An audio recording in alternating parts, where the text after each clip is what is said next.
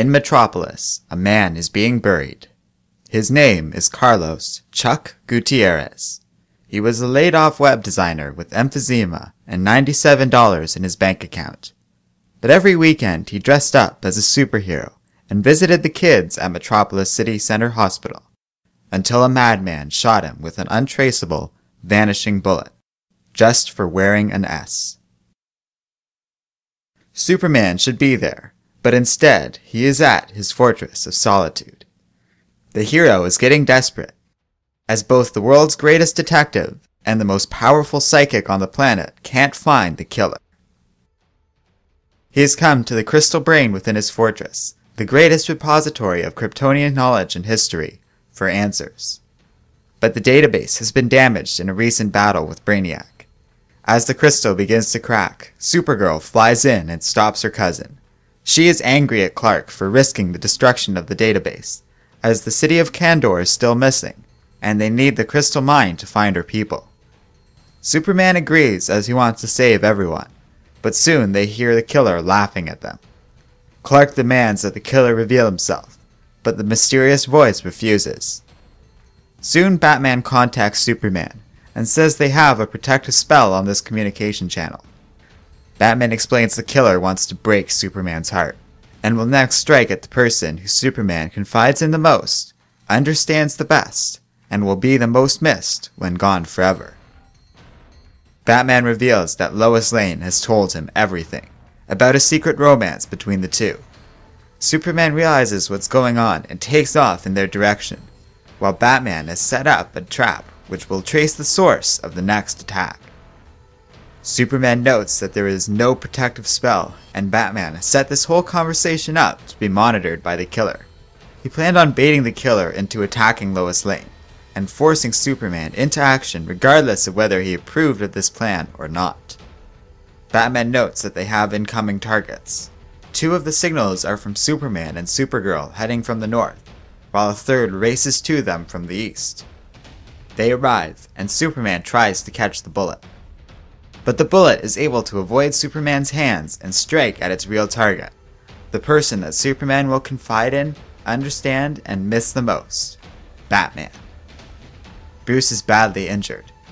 Lois Lane reveals that this was a ruse, reminding Superman that she has a boyfriend, while Superman retrieves the bullet, which they are shocked to discover is actually a tiny Kandorian. The heroes take the Kandorian to a microscopic lab housed by Dr. Ray Palmer, where Supergirl recites a Kryptonian prayer for their lost comrade. The heroes are still without answers, and though Brainiac is a prime suspect, he was dragged through a black hole and should be on the other side of the universe. However, Batman's tracers were able to find the source of the bullet. The signal was traced to the Black Sand Desert in Iceland, where there is a strange circle of glass 2 miles across. The glass absorbs light and blocks radar and cameras, but they can make something out in the middle, in the shape of a bottle.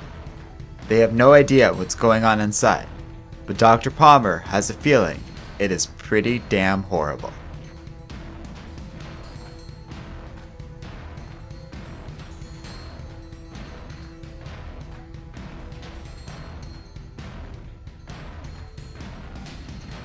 Hello and welcome to Comic Island. My name is Arden, and this is my recap and review of Batman Superman number 18. So I wasn't really sure what to make of this comic at first. I was kind of tired of things just being unanswered yet again, and was worried this was just another comic just drawing out the story and dragging things out to fill the right amount of comics needed to have a trade paperback. But as I thought about it, I actually do like this comic. It's starting to feel like a good mystery, as we keep getting clues, red herrings, and various potential suspects. This issue gives us a lot of hints.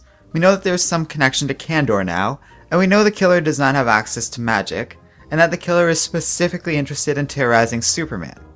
But we are short on a definitive answer as to the person's identity.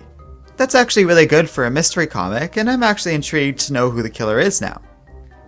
So overall, I do like this comic, but I'm not sure if I like it enough for a recommendation. This comic feels very cluttered and a little too full of exposition. So much time is spent here explaining the story, and I think it gets in the way of a good mystery and solid artwork. There was also a lot of confusing choices with Lois Lane. It was weird how they set up a secret relationship, and that turned out not to be real. For people who aren't constantly up to date with the romantic status of Superman, it's bound to be confusing. Though, like I said, I do on the whole enjoy this comic, as these problems weren't enough to ruin things for me. In particular, I like how this comic delves into the relationship between Batman and Superman, as well as this issue's opening, which really sets the mood quite nicely. But I just feel like there are better comics out this week, and you'd enjoy those more. Let me know what you think in the comments section below. We also have a website and Facebook page, which you can find the links to in the video description. And finally, don't forget to like, subscribe, and keep reading comics.